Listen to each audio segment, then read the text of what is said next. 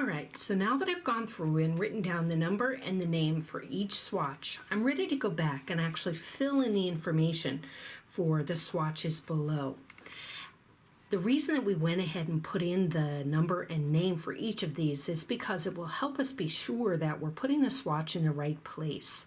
So as we talk about the swatches, we'll be able to see the number and name. It's very tempting for people just to put the swatches all the way through the kit and then go back and number and name them. However, if you make a mistake and a couple of the swatches are clinging to each other, as might happen in the non-wovens especially, then you may not catch your mistake, even though you should know that the swatch you're putting down isn't denim, for example. You would know that. You know what denim looks like. But if you don't have the word denim written down, you may not catch your mistake in time and arrive all the way at the end of the kit with one fewer swatch than you should have because it's hiding somewhere earlier in the kit. So this is the reason why I recommend that we put down the names for all of the fabrics, so you can use your own common sense about what the fabric should look like.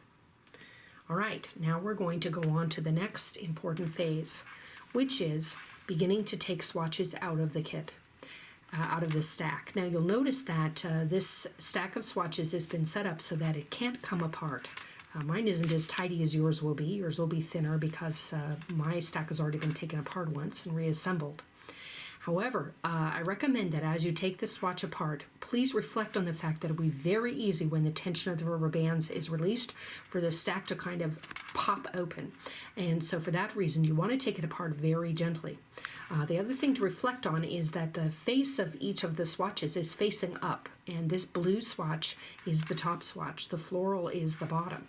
And so you don't want to start taking the stack apart without paying attention to which side you start with and reflecting that the face that is showing is the face that should end up being put on first.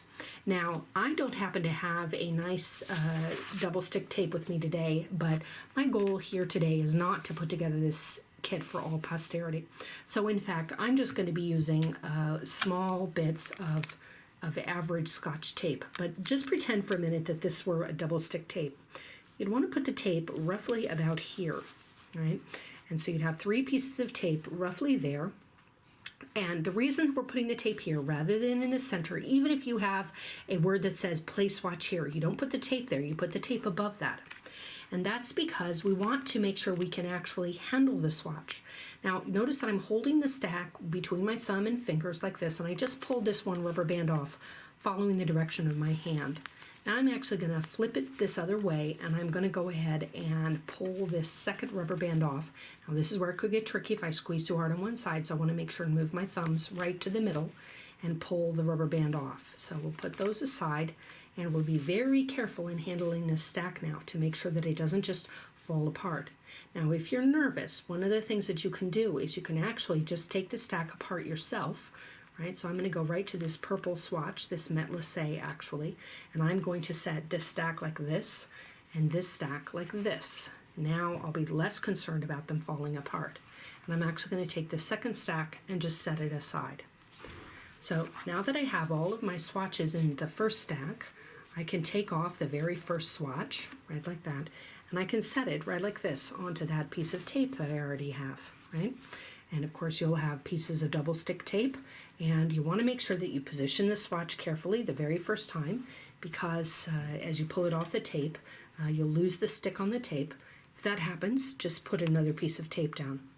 So as we place all 3 of these swatches here, having the tape up towards the top of the swatch means that all of the rest of the time you have the kit, you can actually look at the back side of the swatch. Now, you may have different colors here for each of these 3 swatches, although I think most of you have this blue, but these are essentially the same fabrics. So I'm going to put these all back on my stack so we can just focus on this, the very first swatch. All right, so I'm going to go to the first page on our master list, and I see here that swatch number 1 is linen, and it is a natural staple fiber. So now is my chance to, in fact, complete all of the rest of the information that I can find in this swatch. But first of all, let's actually pull one of the yarns out. I've got a couple coming out here, just so we can take a really close look at this yarn. It's a little hard to get it to focus there. okay? But as we twist the yarn back and forth with our fingers, we can see that the yarn is actually pretty strong. Right? But if you look at it carefully, you'll see that there are small fibers on the surface of the yarn. So I'm just pulling some of these small fibers off as we speak. And if I rough this up enough, I should actually be able to kind of unspin it a bit. And let's try this one. I think that may be a little bigger so you can see. So this being a stable fiber, we've learned from our textbook that in fact this is a spun fiber. So the staple length fibers there, I pulled some off finally. These are very short fibers, less than several inches long in most cases, and they're actually twisted together to form this yarn.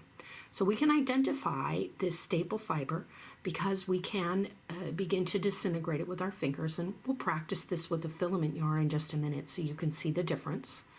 But in fact, I can easily identify all of the spun yarns in the kit that are made with natural fibers, except for the ones that are made from silk. So one of the first things that we want to do to be able to fill in the information on the yarn line is we're going to look at the fiber content. So as I look at my master list here, you can see that I have linen. There's a description, this information, the natural staple fiber, the information in the description column is giving us an idea of why the swatch is in the kit, what it represents. And then if we look all the way over here, we can see that it is made from 100% flax, as is the swatch next to it.